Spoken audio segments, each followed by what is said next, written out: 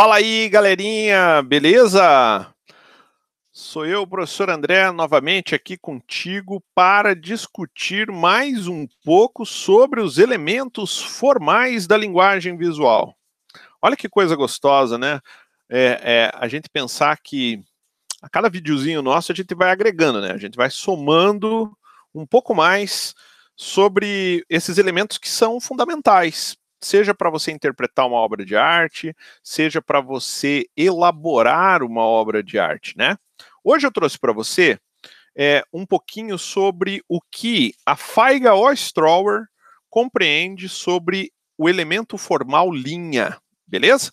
Vamos dar uma olhadinha? Eu separei um material para você e quero dialogar nesse momento. Vamos lá? Vamos compartilhar aqui contigo um pouco sobre essa temática. Olha só. Vou pôr aqui desde o comecinho. Esse livro aí, eu acho fenomenal, fenomenal.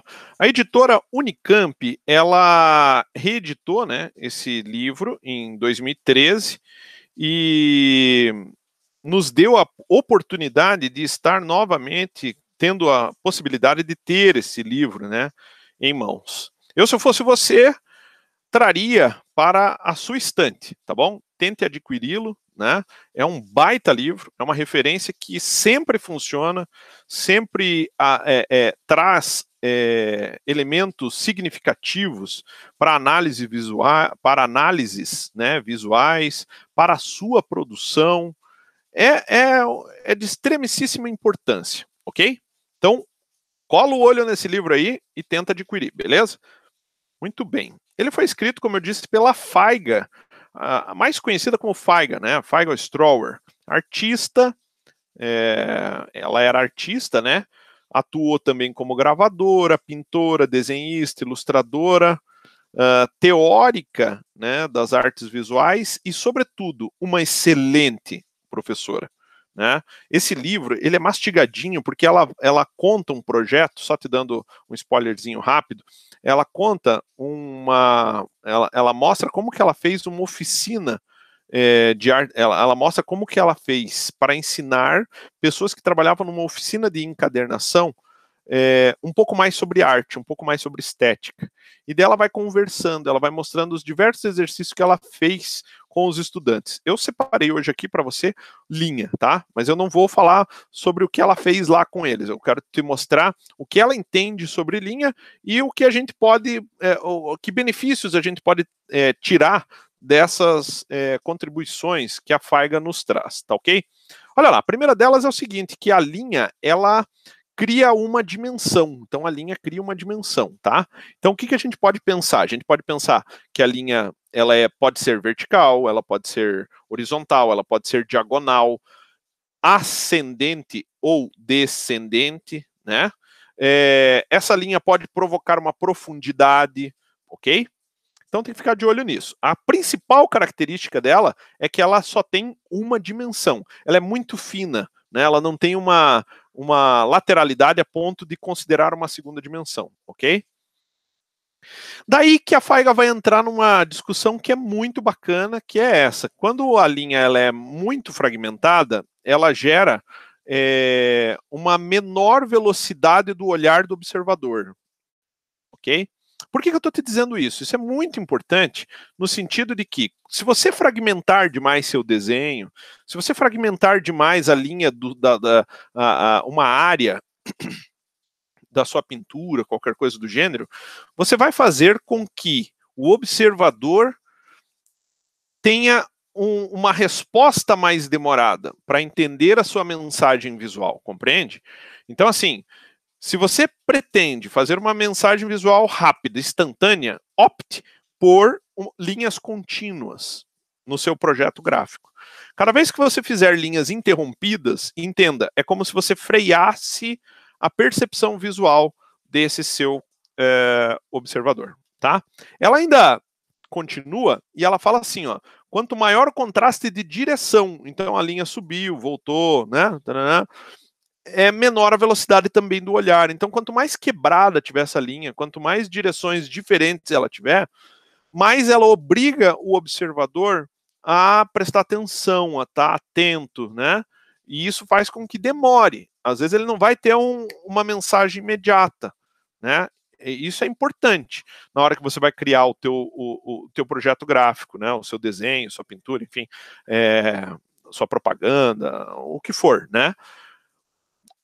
Quebrou muito a linha, entenda, diminuiu a velocidade do olhar. Ao contrário, né? Se a linha for contínua, a velocidade tende a ser mais rápida desse olhar. Agora veja, se a linha, além de tudo, ainda for contrastante, aqui eu peguei a ideia da cor para ficar mais claro, né?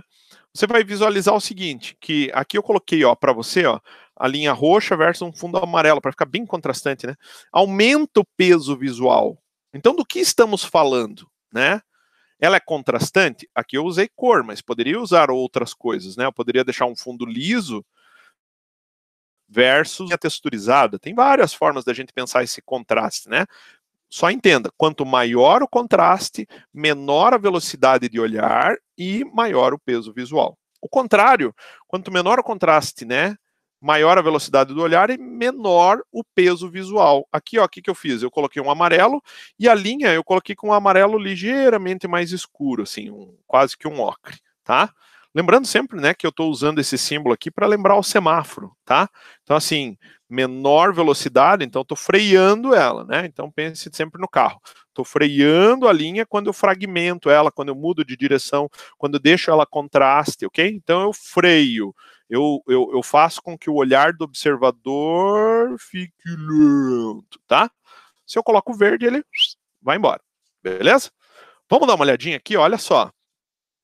A linha, então, ela direciona um olhar. Enquanto o ponto, eu conversei com você já em um vídeo anterior sobre o ponto para o Kandinsky. Se você não viu, dá uma olhadinha lá, né, nos nossos vídeos aí, dá um likezinho, né, já aproveita, faz aquele merchan para nós. E o que acontece? O que o ponto faz? O ponto, ele localiza um lugar. Agora a linha aponta para ele, né?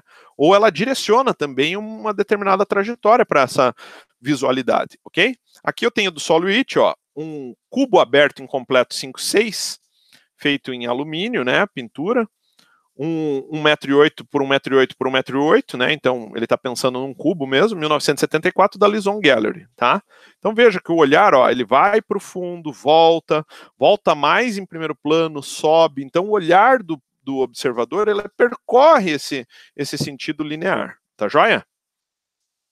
Olha outra ideia aqui, ó. Então a linha fragmentada gera uma menor velocidade do olhar do observador, maior contraste, né, de direção, menor velocidade, tá? Então olha só aqui, ó. Fiz o exemplo, só para você ter uma ideia, da borda desse tecido branco. Repare como ele é fragmentado, ó. E de repente aparecem essas laranjas, essas maçãs, né? O nome do quadro do Cézanne, Um Óleo sobre Tela, 74/93, 1899, do Museu d'Orsay. Você veja como o tecido ele vai aparecendo aos poucos, né? Ele é sempre sobreposto. Então isso cria essa dificuldade, o observador demora mais para compreender, né? Então daí vai depender o que você quer com esse observador, beleza? Olha aqui, ó. Outra sugestão, né? A gente tem uma obra do Mark Rothko, número 13, branco, vermelho sobre amarelo, um óleo sobre tela, 2,41 m por 2,6 m. Esse 3,5 é a altura, né? O chassi da tela ali. Um pouquinho mais para frente.